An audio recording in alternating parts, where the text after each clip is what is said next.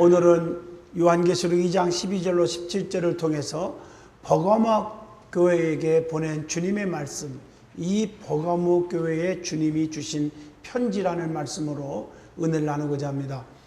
계속해서 요한계시록 설교 지금 세 번째 하고 있습니다. 소아시아 7교회에 우리 주님께서 주신 메시지가 무엇인지를 우리가 은혜 받고 있습니다. 주님께서 편지하실 때 7교회에 각각 특징이 있습니다. 다 정말 살펴보면 의미가 있어요. 오늘날 우리 든든한 교회뿐 아니라 전 세계에 있는 교회들에게 주시는 적절한 교훈이라고 생각합니다. 한마디로 묶어서 말하면 에베소 교회는 처음 사랑을 되찾으라, 사랑이 없는 교회로 나오고, 서머나 교회는 핍박받은 교회, 버가모 교회는 믿음을 저버리지 않는 교회, 두아디아 교회는 나눔 행위가 좋은 교회, 또 사대 교회는 죽은 교회, 잠자는 교회, 그래서 책망만 받았지요. 빌라델피아 교회는 열린 문을 가진 축복의 교회, 라우디게아 교회는 자기 만족에 도취한 교만이 하늘을 찌른 교회입니다. 그래서 책망만 받은 교회가 된 것입니다. 그런데 성경에 보면 책망만 받은 교회가 두 교회가 있고, 사대교회와 라우디게아 교회이죠.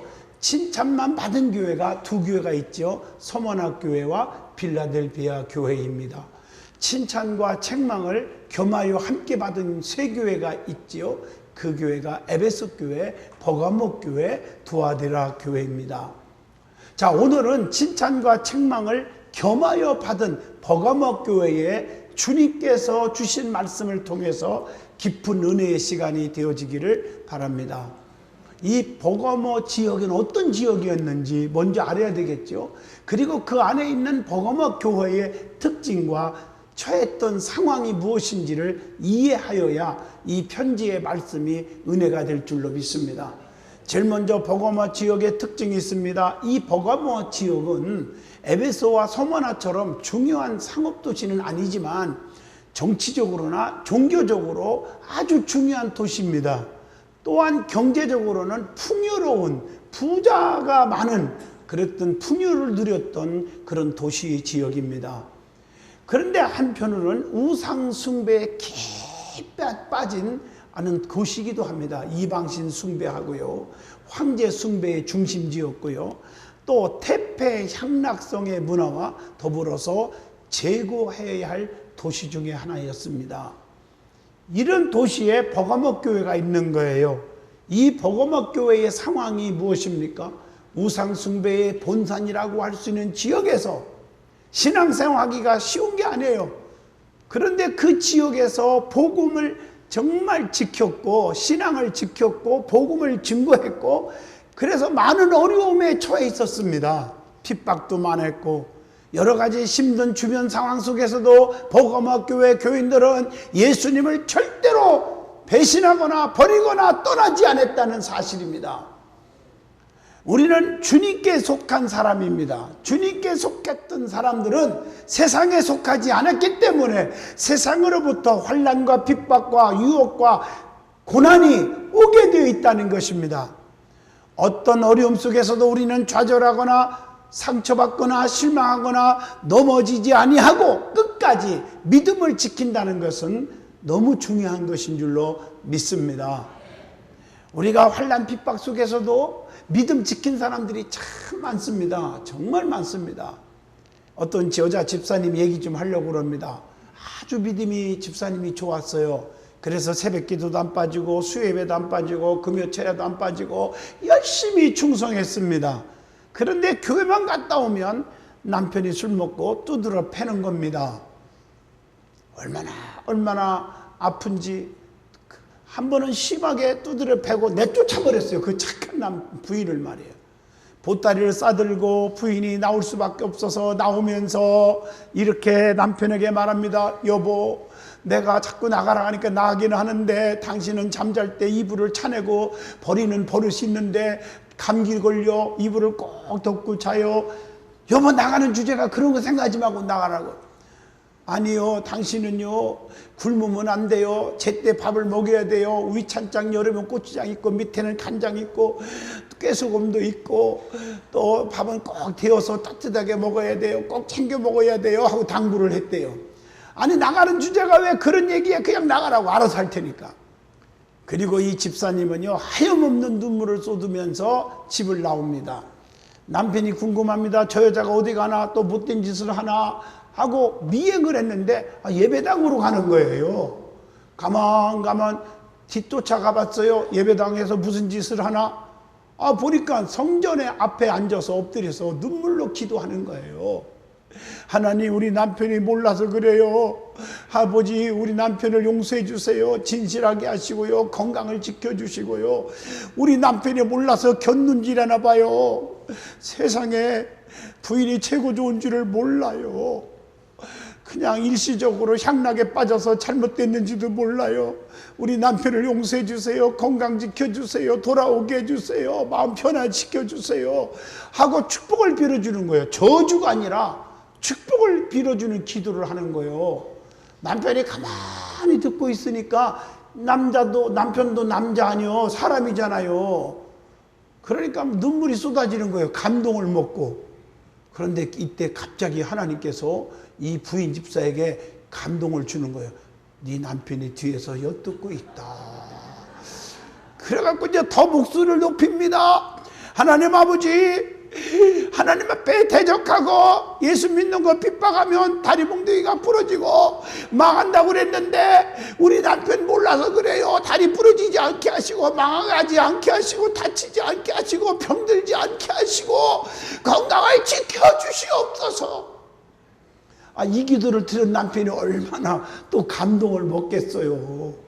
그런데 그 집사님이 기도를 마치고 보따리를 챙겨가지고 어디로 나가는데 남편이 가만 생각해 보니 세상에 아무리 여자들이 이 땅에 많지만 저런 마누라가 세상에 어디 있느냐, 이런 생각이 들어가지고 자존심이 밥 먹여주냐, 세상에 체면이 밥 먹여주냐, 이런 생각이 들어가지고 그냥 자존심이고 버리고 맨발로 뛰어나가서 부인을 후둥게 안으면서 여보 나가지마, 내가 잘못했어, 내가 당신 예배당에 나가주면 될 거 아니야, 다음 주부터 열심히 나가줄게, 이래가지고 예배당에 나와준 것이 은혜를 받고 말이야. 그래서 남편이 먼 훗날 장로님이 되시고 부인이 권사님이 되시고 자식이요 막 은혜 받아갖고 신학교 가가지고 전도사님이 되시고요. 아니요, 하는 사업이 막 잘 돼갖고 물질의 부자가 되고요. 그 나머지는 얘기 안 해도 알겠죠. 성경에 로마서 8장 5절로 6절에 영에 속한 사람은 영의 일을 생각하고 육에 속한 사람은 육의 일을 생각하나니 육의 생각은 사망에 이르고 영의 생각은 생명과 평안을 얻느니라. 하나님이 형통의 복으로 역사하시더라, 그 말입니다. 사랑하는 성도 여러분, 우리는 핍박과 환난이 온다 할지라도 예수님을 믿는 그 믿음은 변하지 않기를 축원합니다. 오늘 복원음악 교회는 주변 환경이 너무나 어렵고 환난과 핍박과 고난이 너무 많이 왔지만 예수님을 떠나지 않는 것처럼, 예수님을 버리지 않은 것처럼 환난 중에서도 주님을 떠나지 않고 믿음으로 이기는 성도가 다 되시기를 주의 이름으로 축원드립니다. 그러면 두 번째로 은혜 받을 말씀은 오늘 본문 12절입니다. 버거마 교회에 나타나신 주님의 모습이 뭘까? 각 교회에 나타난 모습이 다 다르다고 그랬잖아요. 버거마 교회에 사자에게 편지하라. 좌우에 날쏨 검을 가지신 이가 이르시되, 좌우에 날쏨 검을 가지신 분으로 우리 주님이 나타나고 계십니다.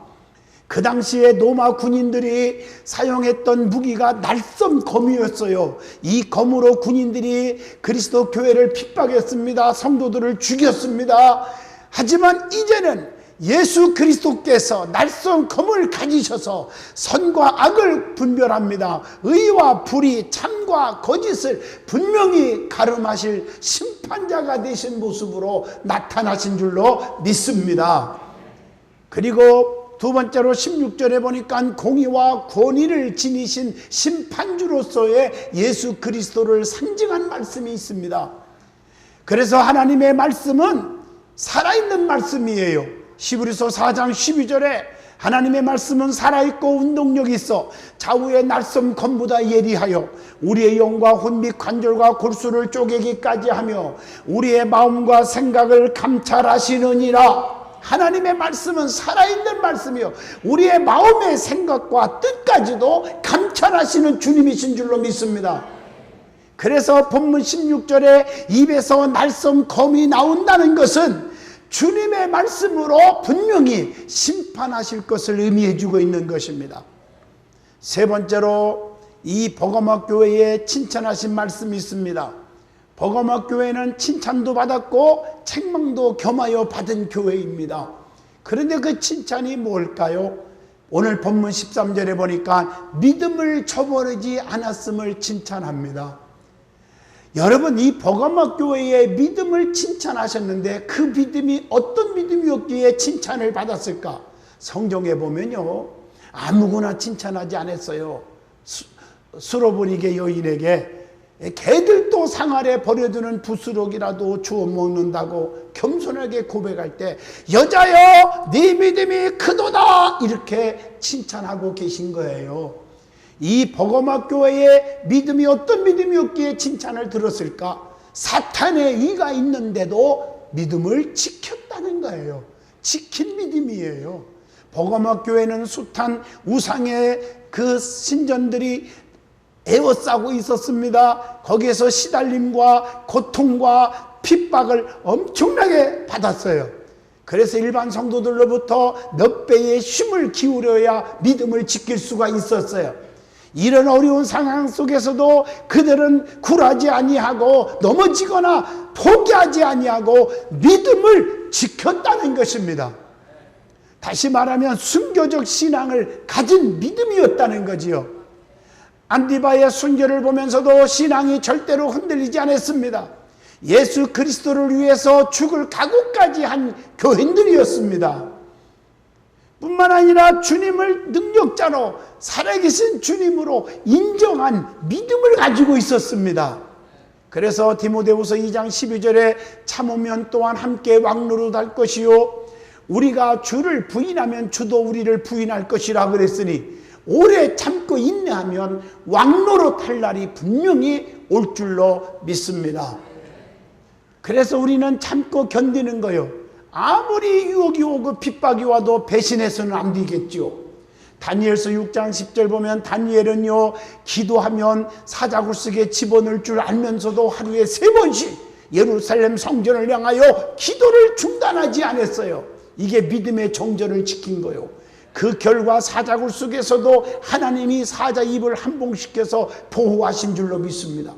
다니엘서 3장 11절로 12절에 봐도 사드락과 메섹과 아벳느고는 느부갓네살 왕의 우상 앞에 절하지 않으면 7배나 뜨거운 불 속에 집어넣는다고 했는데 그럼에도 불구하고 그들은 절하지 않아서 들어갔지만 머리털 하나 상하지 아니한 줄로 믿습니다. 발톱 하나 상하지 않고 머리털 하나 상하지 않게 하나님은 보호하고 인도하고 지켜주시는 하나님이십니다. 주님이 인정하는 믿음을 가지시기를 주님의 이름으로 축원합니다. 주님이 인정하는 사람 말이에요.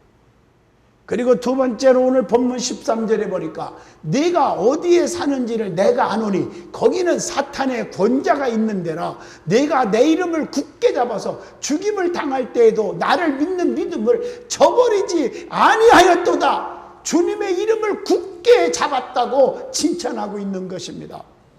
여러분 여기서 굳게 잡았다, 굳게 잡아서 하는 이 헬라 원어를 보면 크라테이스라고 하는 단어가 있는데 그 뜻은 어느 한 부분만 딱 잡는 것이 아니고 그 한치의 빈틈도 없이 전인격적으로 주님을 꽉 잡았다 이런 뜻으로 이 크라테이스라고 하는 단어가 나옵니다. 굳게 잡았다는 어떤 도전과 혼란과 고난과 핍박이 올지라도 주님만 바라보고 그 주님을 부인하지 않고 그렇게 믿음을 지키고 살았다는 거예요.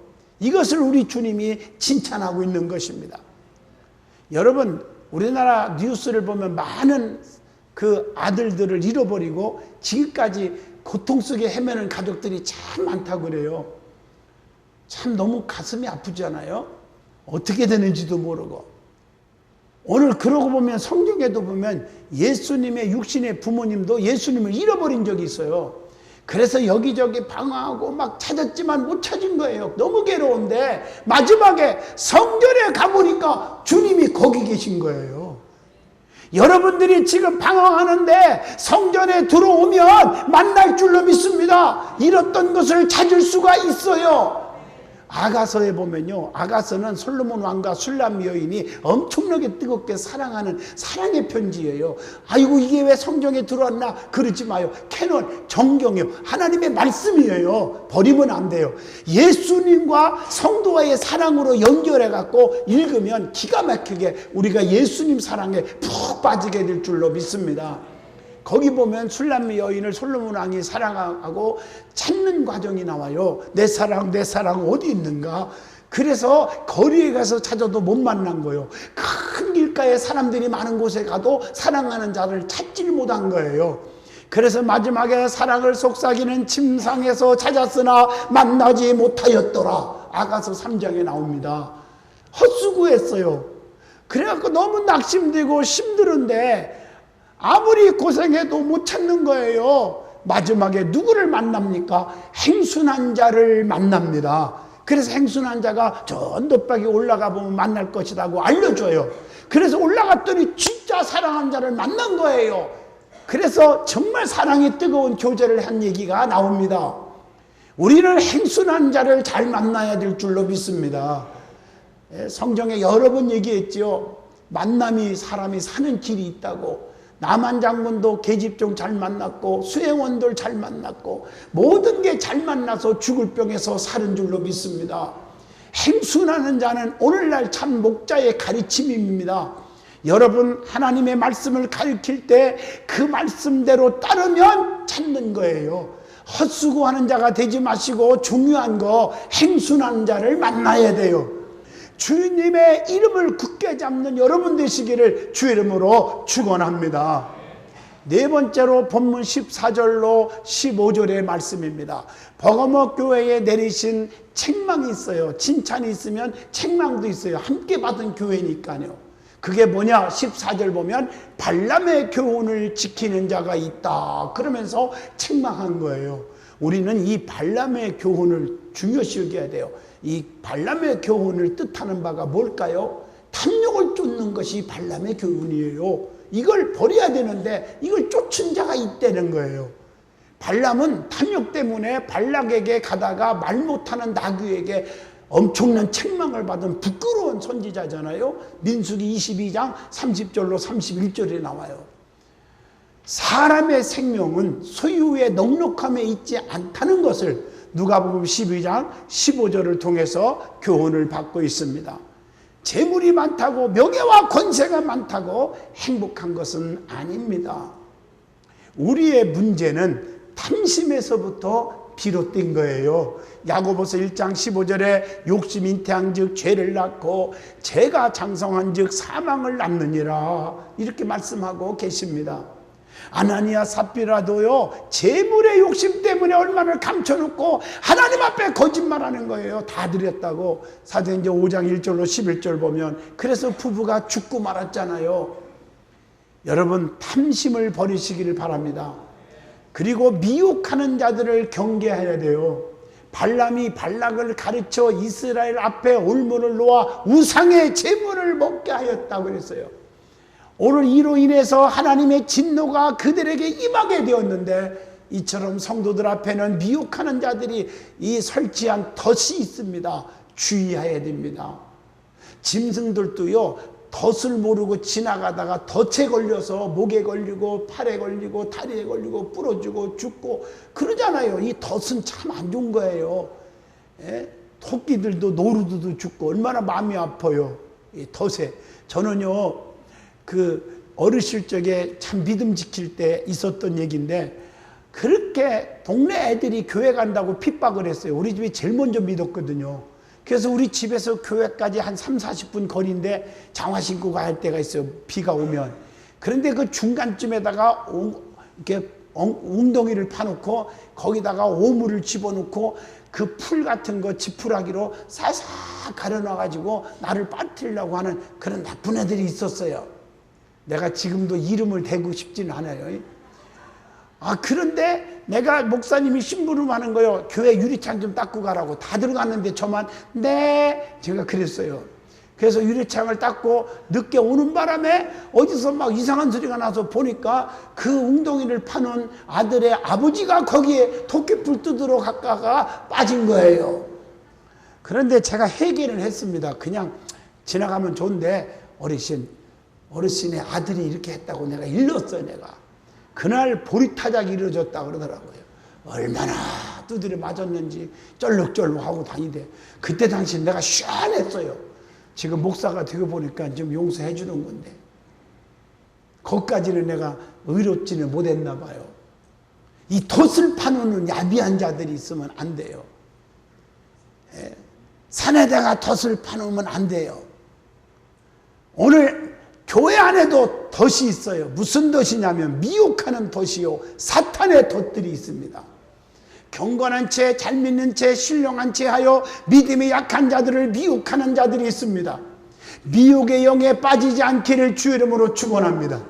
미혹의 영이 역사하는 방법은 우리에게 접근해서 처음에는 상대를 높여주고 친해지기를 기다렸다가 나중에는요 교회와 멀어지게 하고 주의 종과 멀어지게 하고 장로님들과 멀어지게 하고 그래서 불평을 조작하는 것입니다.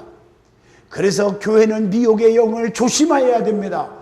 미혹의 영뿐 아니라 디모데 전후서를 보면 이단의 영들이 가만히 들어와서 덫을 파놓는 거예요. 조심해야 됩니다.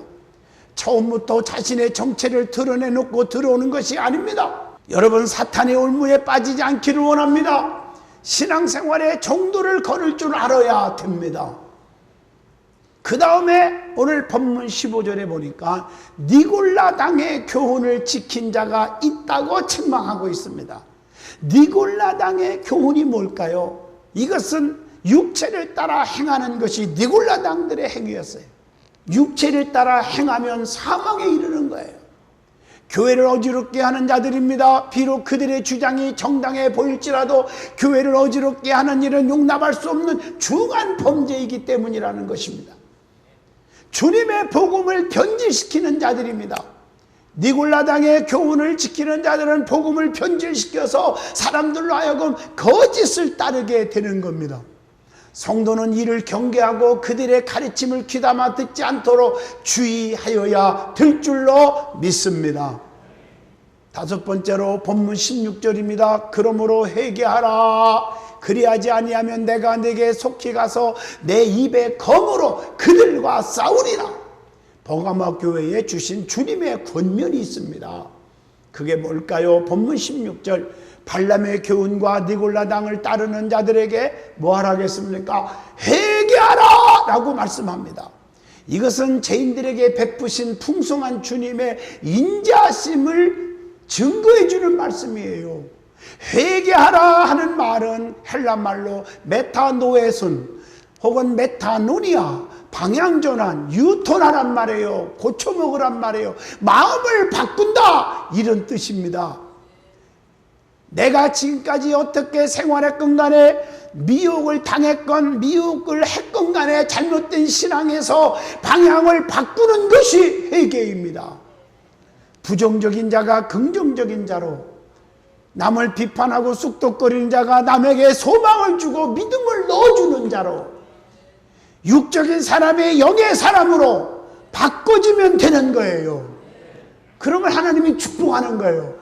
과거에 무슨 죄를 썼어도 회개하는 자는 주님이 붙들어 주는 거예요. 이게 기독교의 기본 복음이에요. 다윗도 엄청난 범죄를 했지만 침상을 적시고 회개했더니, 주의 종의 책망을 받고 회개했더니 하나님 왕중왕으로 크게 쓰시잖아요. 네 번째 본문 17절입니다. 이기는 자에게는 내가 감추었던 만나를 주고 신도를 주고 그 돌 위에 새 이름을 기록할 것이 있나니 받는 자밖에는 그 이름을 알 사람이 없느니라. 이 말은 버가모 교회에 약속하신 주님의 축복이 나옵니다. 그게 세 가지죠. 이기는 자에게 주시는 세 가지 약속이 있어요. 여러분 이기는 자가 되시기를 바랍니다. 그게 17절의 첫째가 감추었던 만나를 주신다. 여러분 만나가 뭔지 아시죠? 출애굽기 16장 33절 모세가 언약궤에 감추었던 만나가 있죠. 그걸 해상케 하는 거예요. 그 은혜를 잊어먹지 말라고 그 망아리 속에 넣어놨잖아요.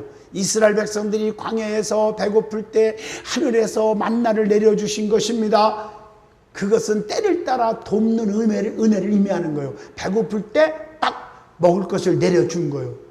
그래서 출애굽기 13장 21절에 보면 때를 따라 돕는 게 밤에는 불기둥, 낮에는 구름기둥으로 보호하시고 인도하시고, 출애굽기 14장 24절 25절 애국 군사들이 창과 검으로 찔려 죽인다고 쳐들어올 때 불과 구름기둥으로 막아주시고 보호하시고 인도해 주시고, 출애굽기 14장 21절 홍해 바다를 갈라서 건너가서 보호해 주시고, 출애굽기 16장에 먹을 것을 내려주시고, 출애굽기 17장 6절에 목마를 때 반석에서 샘물이 터져 나와서 마시게 해주시고, 이게 때를 따라 돕는 은혜예요.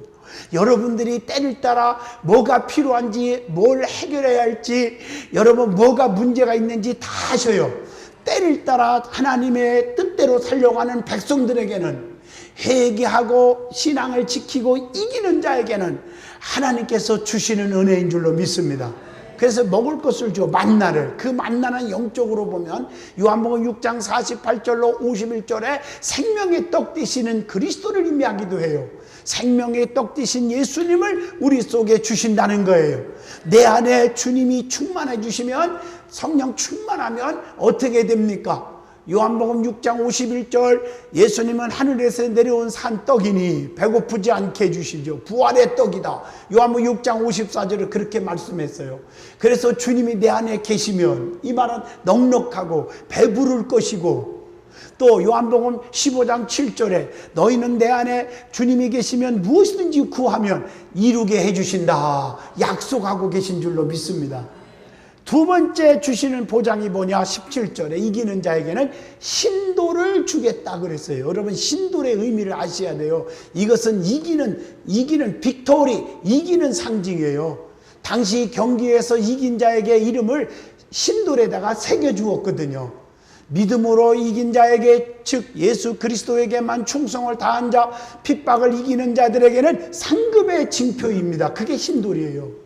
여러분은 날마다 마귀와 싸워서, 이단과 싸워서 이겨서 신도를 받으시기를 축원합니다. 그 다음에 신돌은 공적인 축제에 참여할 수 있는 증표가 신돌이에요. 그 당시에 축제의 초대의 상징으로 신돌을 사용했어요.